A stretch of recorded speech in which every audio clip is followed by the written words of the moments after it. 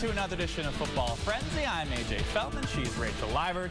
Believe it or not, it's week 4 already, and after this weekend, we'll be halfway through the regular season. And tonight, we start with Hilton hosting McQuaid in a battle of unbeatens, with the Knights winning their 3 games so far in double overtime via a last-minute comeback and a fourth-quarter comeback. This game for pole position at the midway point in AA. Second quarter, Cadets up 3-zip. Matt Kasorik lobs it up to Tyler Regier. Comes down with a fantastic catch. Hilton up 10-0. Stays that way until the final play of the first half. Will DeMarco heaves it to Charlie Meyer. Knights get on the board. They take the lead in the third. Early fourth, John DiBattisto runs it in from 16 outs. Hilton back in front 17-14. McQuaid answers. Ace Erdman punches it in for a 21-17 lead with 6 minutes to play. But Hilton has a response. Just over a minute to go. Kasorik to Nolan Tidings. Hilton back in front by 3. But 86 seconds were too much for the Cardiac Knights. They drive down the field. Erdman punches it in with 18 seconds left. McQuaid wins another thriller, 28-24.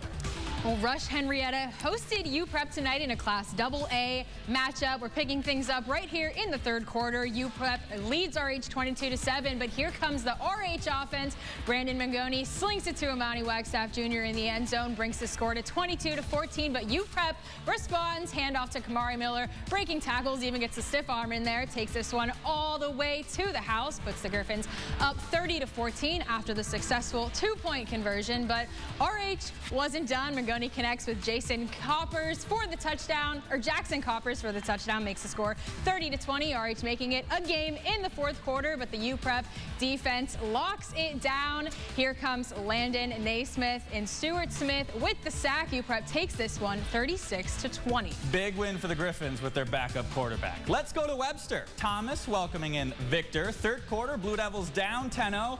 But knocking on the doorstep, Nate Harris punches it in. It's a 10-7 game. Titans answer. Levi Kulik finds a wide open Nicholas Adams for the touchdown. Thomas, some breathing room, up 17-7. Fourth quarter, Titans trying to put this one away, but Kevin Booth snatches the interception, wins the fight for the ball, and the Blue Devils have new life. Victor would get up just outside the red zone, taking a shot at zone 6, but Ashton Thomas there for the interception. Thomas gets the victory, 17-7.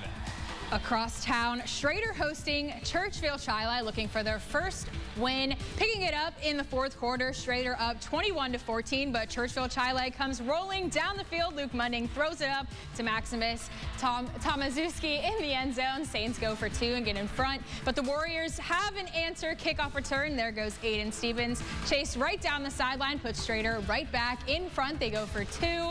Kaylin Watkins finds Anthony Amico up the middle to bring the score to 29-22. And they seal the deal with another touchdown from Aiden Stevens. The Warriors win their first game of the season, 36-22. The junior Irondequoit cheerleaders rooting on the undefeated Eagles against Spencerport. IQ up 22-0 in the second. Third and long, Tatum McAberry to Christian Freeman. He's breaking tackles and breaking ankles. He is gone. 81 yards to the house on the great run. Irondequoit up 30-0. Rangers back on offense, facing a fourth and long, trying to make something happen, but Landon Bryan with the pressure, gets away, but gets right to Freeman for the pick 6. Irondequoit scores the first 43 points of the game, but Spencerport did rally. They make it just a 43-29 final. Battle of undefeateds in Class D. Avon and Alexander, both top 5 in the state. After a scoreless first, Riverhawks strike first. Coleman Dogos scampers his way in for the score. Avon takes the lead.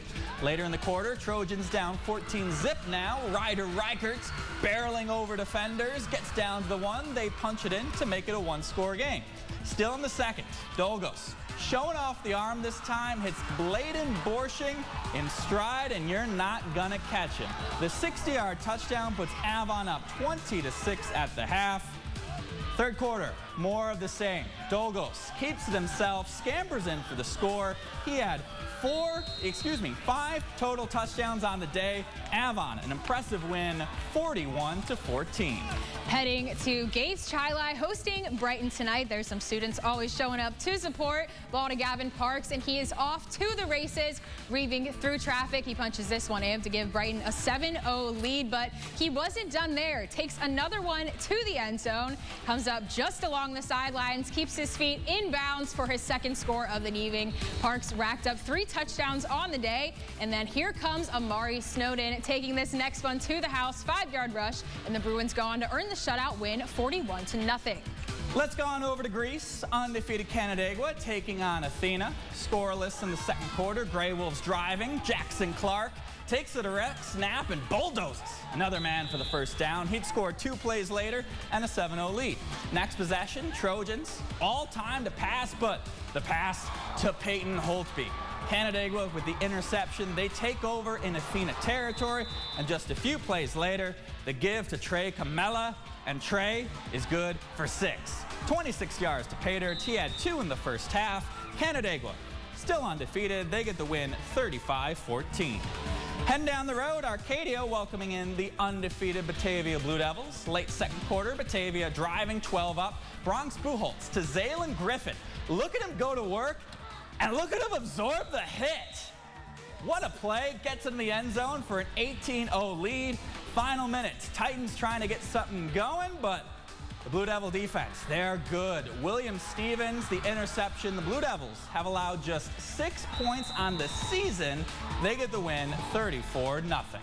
And we go over to Brockport at Wilson tonight. Landon Scott starts it off and puts this one up in the air to find Tyler Judd for the early lead.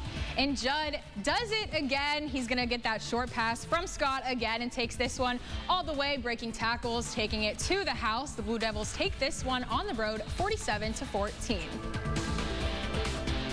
Coming up after the break, the Sabres take the ice in Germany. We'll have your highlights next, but first, here's some more Section 5 scores.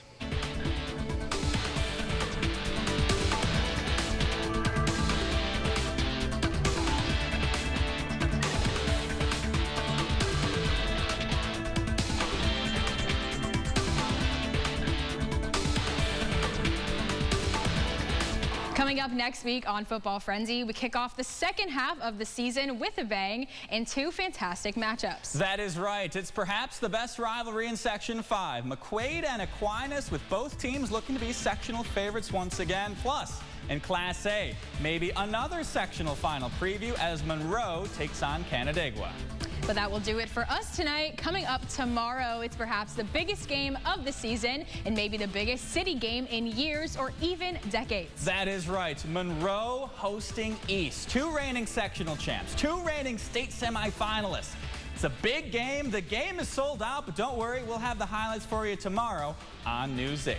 For Rachel Liebert, I'm AJ Fellman. Have a great rest of your night, and we'll see you next time for the second half of the season.